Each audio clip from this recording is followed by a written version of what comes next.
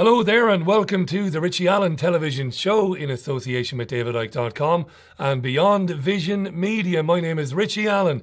I hope you're well and thanks very much for tuning into the programme. It grows and grows and grows on a weekly basis. You can find it on our Facebook page and you can find it, of course, on YouTube. And as always, we ask that when you've seen the programme, that you do indeed share it on social media. Let's get the information out to as many people as possible. Coming up a bit later on, we'll have comment on the Iranian nuclear deal, because they have come to a deal now. We'll hear about the death, well not the death, but the attempt to destroy unions in England. We'll talk about water cannons. There's a lot to get through. But first of all, let's update you on the latest from Greece.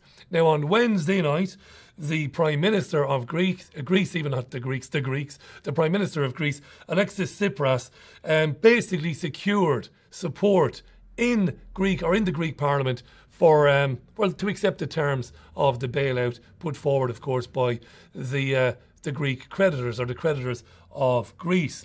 Gabriel Sakalaridis was speaking on Wednesday night, Thursday morning, after Tsipras won a very late night vote at the Greek Parliament. Convincingly, however, more than 30 of his own MPs voted against him, including a very interesting woman called Zoe Konstantopoulou. Check her out.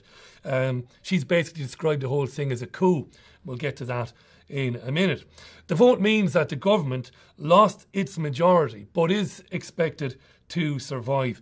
Now they're telling us that Eurozone finance ministers will discuss the vote in a conference call.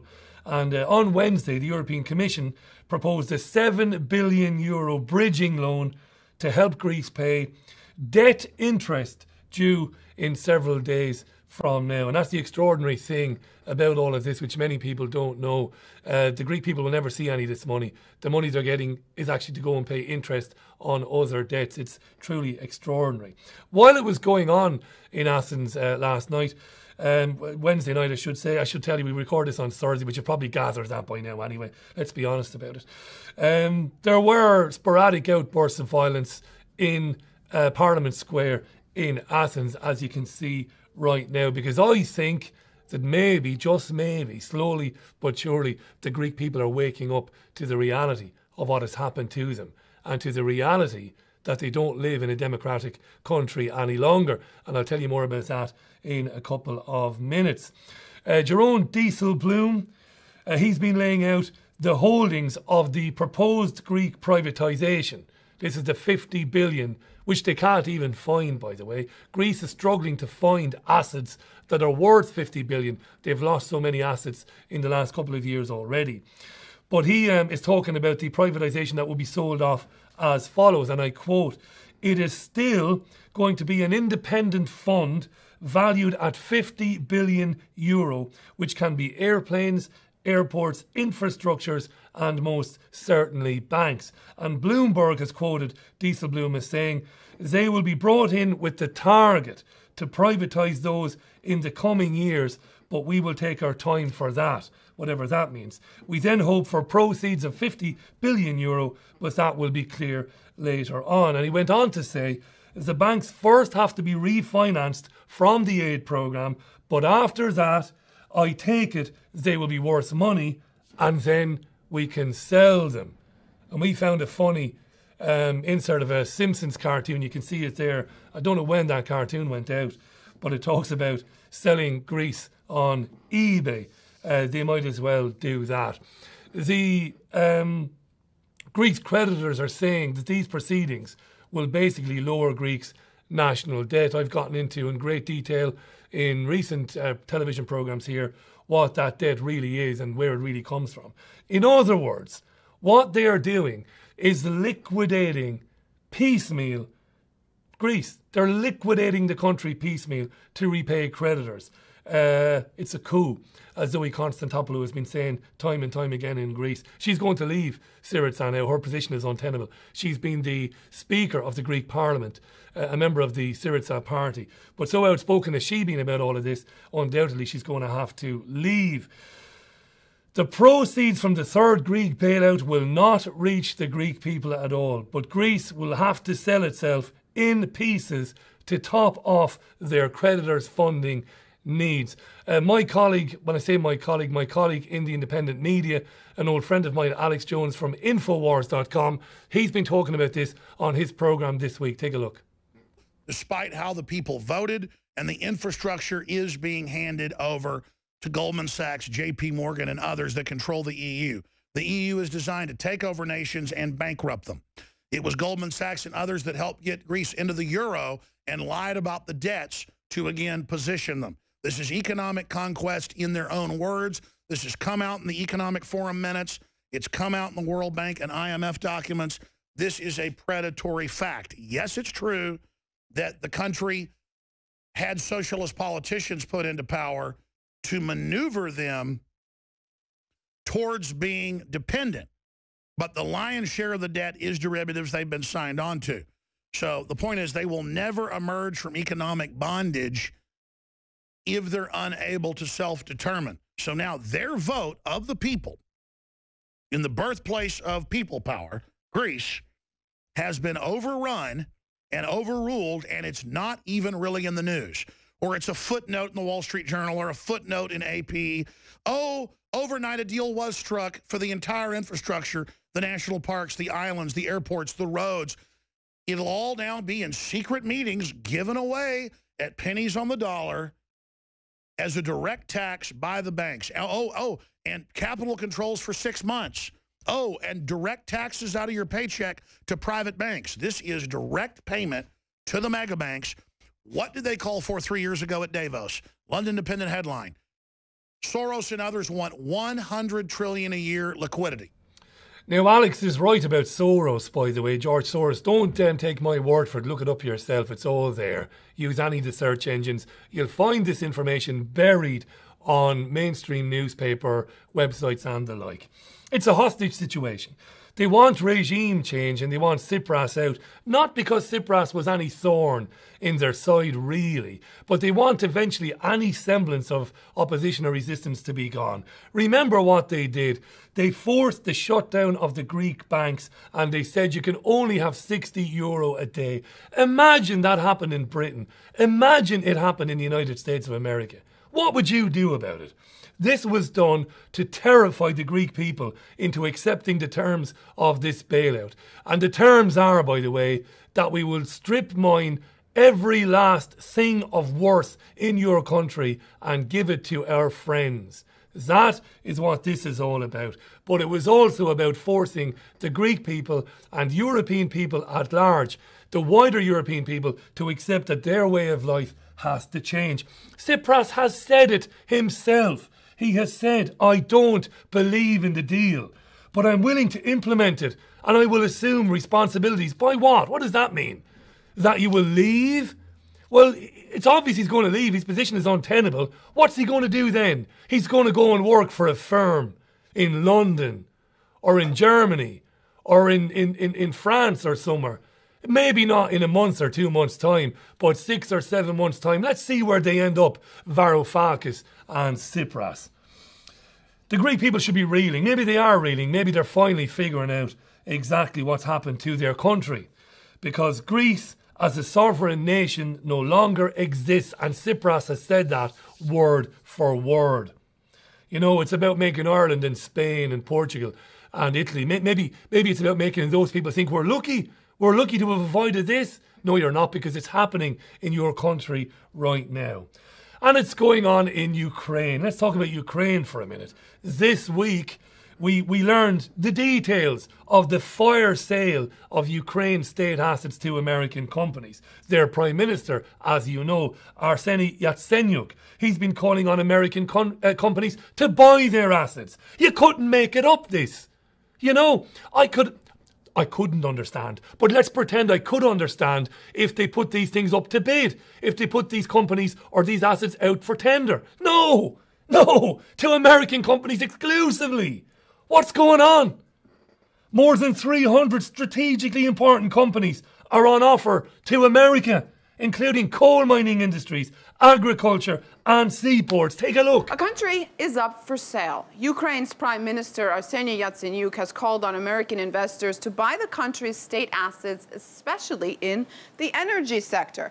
More than 300 strategically important companies are on offer, including coal mining industries, agriculture and seaports. Well, there's more than 30 million hectares of farmland in Ukraine that might also go up for sale. The government is weighing that option. Kiev desperately needs money. The economy is crippled by ongoing war and growing debt. The Ukrainian people are paying the price. Housing prices have skyrocketed. Gas went up almost 300%. Water, 72%. That's adding to a 33% in food prices. Crippled by debt, crippled by debt. How and why? How and why? These are the questions no mainstream news organisation is getting into. How? Crippled by debt, how? And to whom? The IMF said a couple of weeks ago that its Ukraine mission had reached agreement with authorities in Kiev. And by authorities, we don't mean Yatsenyuk and Poroshenko. We mean Newland and Jaresko. Who are they, Richie? Look, do your own research. Look it up. They'd reached agreement to release $1.7 billion in much-needed bailout funds. Part of a wider agreement agreed in March when they agreed to give $17.5 billion worth of support to Ukraine and release the first tranche of funding. You know, I'm not going to swear. I said this week I'm not going to swear. People have been saying it's unprofessional, Richie, don't swear. Others have been saying, do, Richie, it shows passion. I'm not going to swear. Look, if you can't see it by now, if you can't see what's going on under your nose by now, while at the same time, as reported on this programme in recent weeks, the Chancellor of the Exchequer here is strip mining British assets to pay down Britain's deficit to the Bank of England, which is supposed to be owned by the people and run by the government of this country. It's absolutely ludicrous. More on Ukraine. Here's John Kirby. Who's John Kirby, Richie?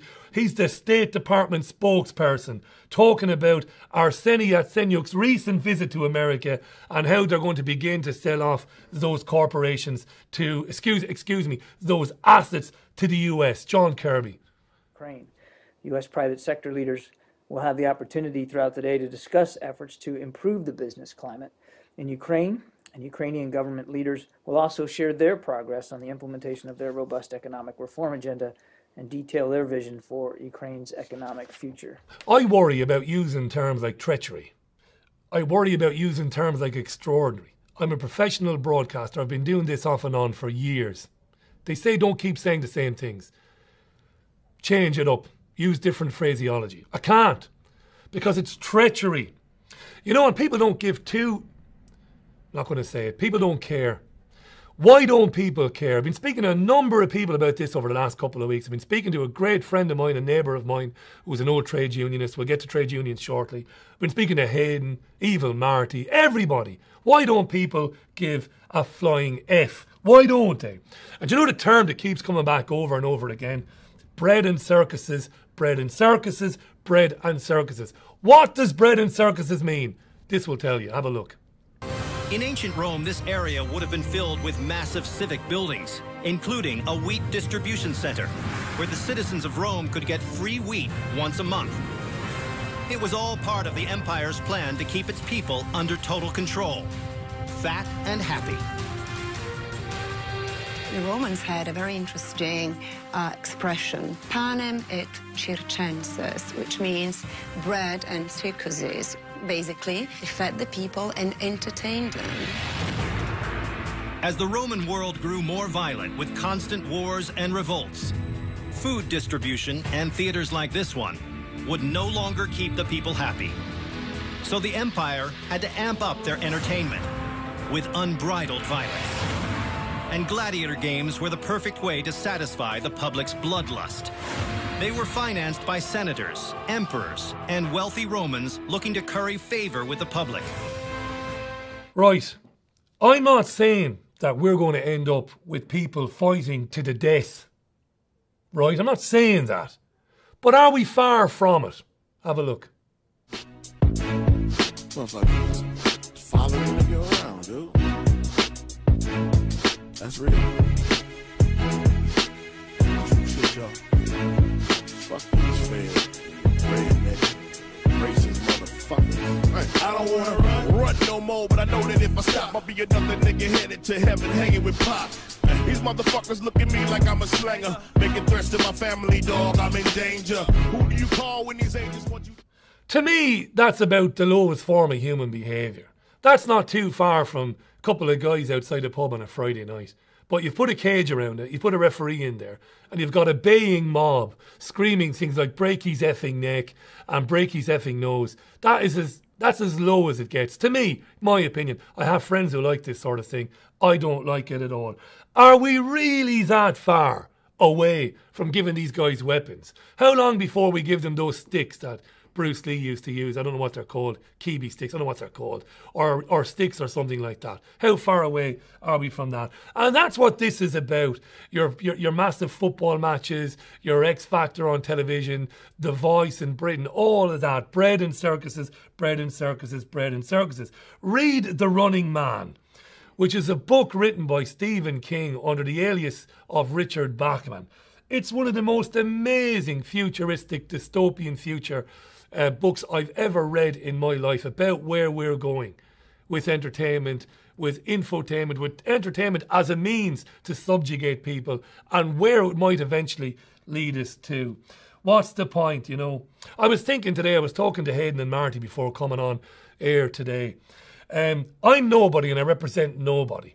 What I do it. It's a small scale thing. I make a radio show 4 nights a week. I make the television show. There's a lot of how do I say it, megalomania in the alternative media. People talking about what they're doing for humanity and all of that garbage. I don't do anything for humanity. We make a program, we put some information out. It's up to you to make your own mind up on whether you believe it or not. But Live Leak has a video on today, and I'm glad they have. And it's a video of a bunch of tourists on a lake in New Orleans, Hayden, or in a river, New Orleans. It is. Inducing a wild pig to get close to a river or to a lake so that an alligator can kill it for fun. Are people worth saving? Are they? I don't know. We're going to take a very quick break. This is the Live Leak Show. It's not the Live Leak Show. It's the Richie Allen television show in association with DavidIke.com. The reason I'm saying it's the Live Leak Show is because every Thursday night at 10:30 p.m. BST, the Live Leak Show is live on LiveLeak.com. Don't miss that. That was a Freudian slip. Back in a couple of minutes.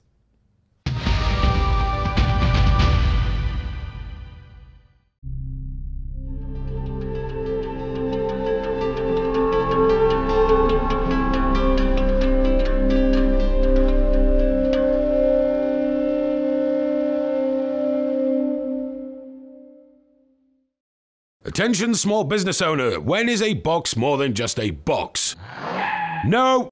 Oh no, that's just weird. A box is more than just a box when it can give you a couple of extra hours in bed, or at the very least some time to do something more fun and or productive than bookkeeping. Just bang all your paperwork in a box and we'll take care of the rest. Accounts Direct. Accountants on your side.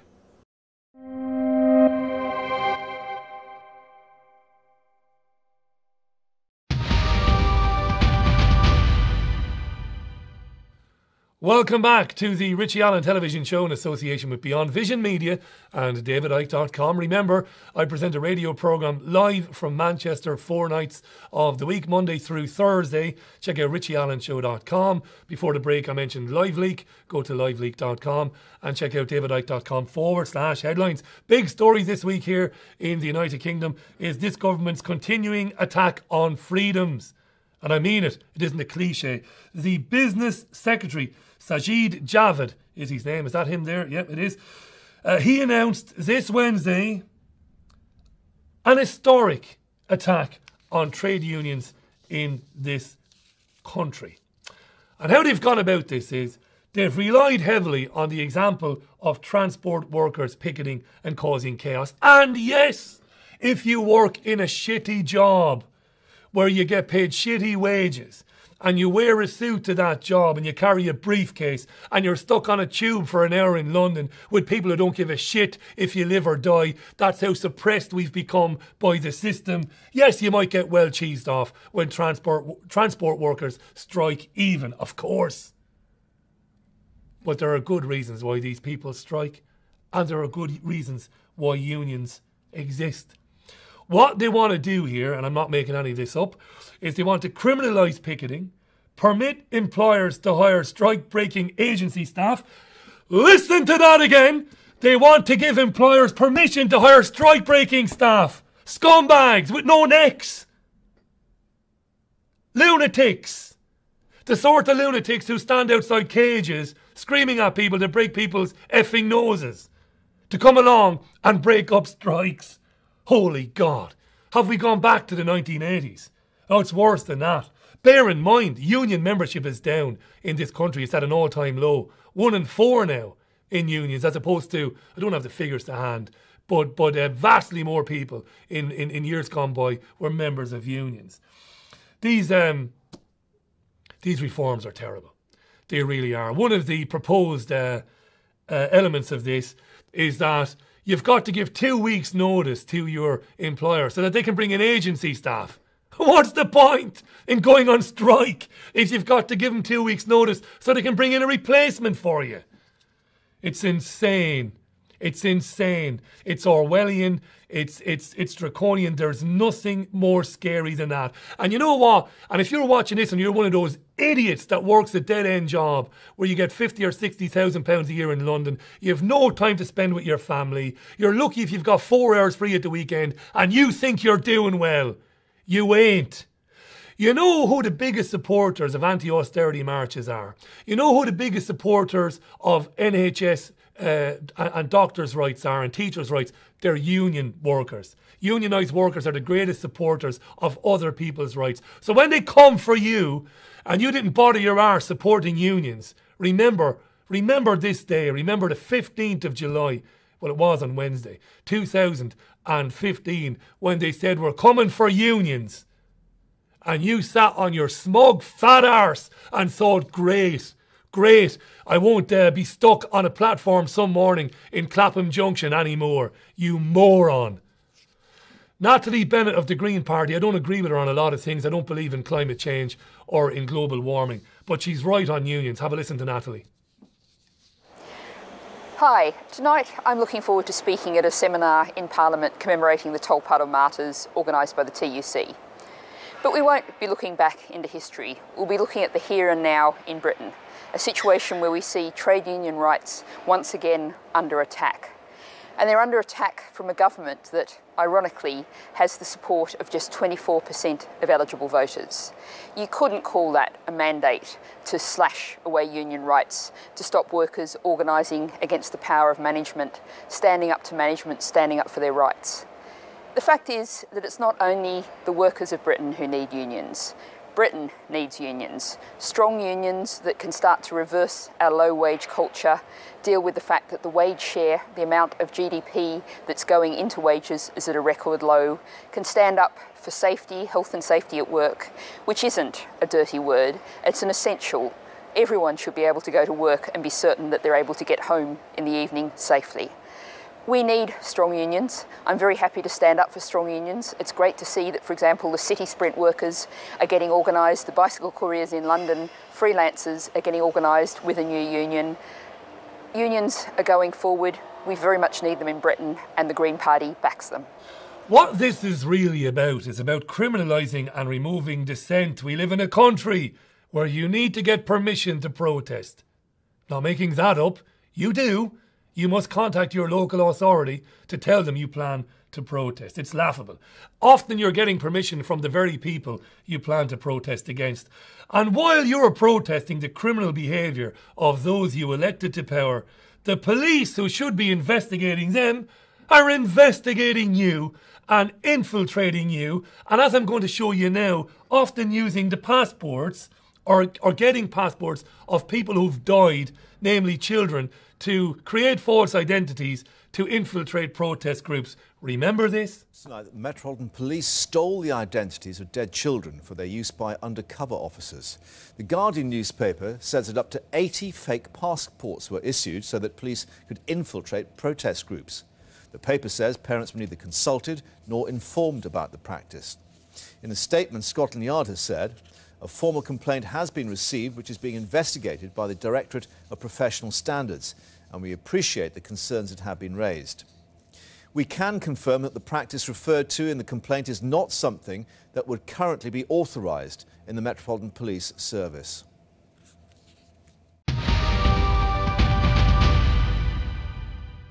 Small business owner, when do you know things aren't quite right within your business? We don't mean obvious things like running out of money or your van failing its MOT. We mean things that you might miss, such as, are you paying the correct amount of rates? Are the fuel bills you put in reasonable? Well, here at Accounts Direct, we know instantly if there's an issue, we alert you of it, and we let you know some possible solutions. If you'd like more information on our alert system, please visit www.accountsdirect.biz. Accounts Direct. Accountants on your side.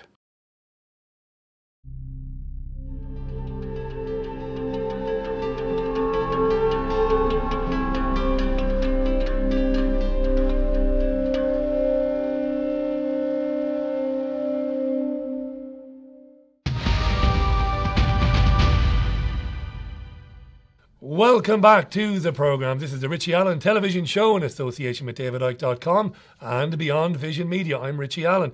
So this week then, a historic deal was agreed between the P5+1 and the Iranian government on Iran's nuclear power programme. You know this story by now. The Iranians have always maintained they want to enrich uranium for their domestic energy programme.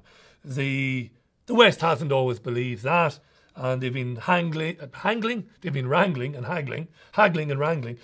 for pretty much a long time now, months, on whether to strike an accord. And they struck an accord this week, which is good enough for everybody, but not Benjamin Netanyahu. And I've spent too much time ridiculing, laughing and mocking Benjamin, so I'm not going to get into that today. But it is worth listening to just to gauge the insanity that's out there. Neocon hawk John Bolton, utter madman, who spends most nights in bed, does John, masturbating to the images of napalming men, women and children. And he does really. He was speaking to the media this week. Of course he's not happy. John Bolton. Well, I think the course we've been on really for 20 years now has led to the point where the most likely outcome, deal or no deal, is Iran gets nuclear weapons. The unpleasant reality is the only way to stop Iran from getting nuclear weapons is if somebody's prepared to use military force. The president himself said all the time all options are on the table, but he never meant it and he doesn't mean it now. That's why it's up to Israel, one way or the other. It's up to Israel, says John the Madman Bolton, neocon legend. Israel, that shining light of democracy in the Middle East, which detains and tortures Palestinian children. And this week, of course, shot a 17-year-old in the back while he was running away after throwing stones. And Israel has the bomb. It really does have the bomb. Here's a history lesson for you.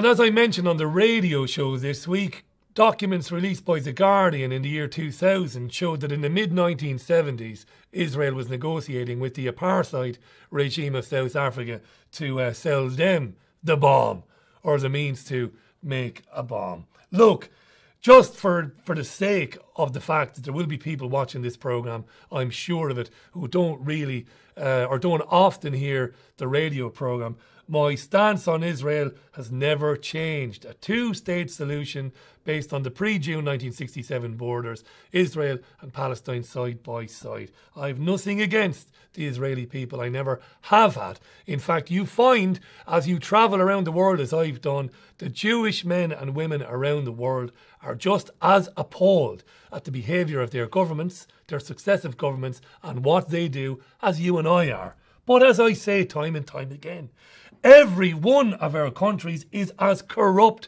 and as heinous as the next one.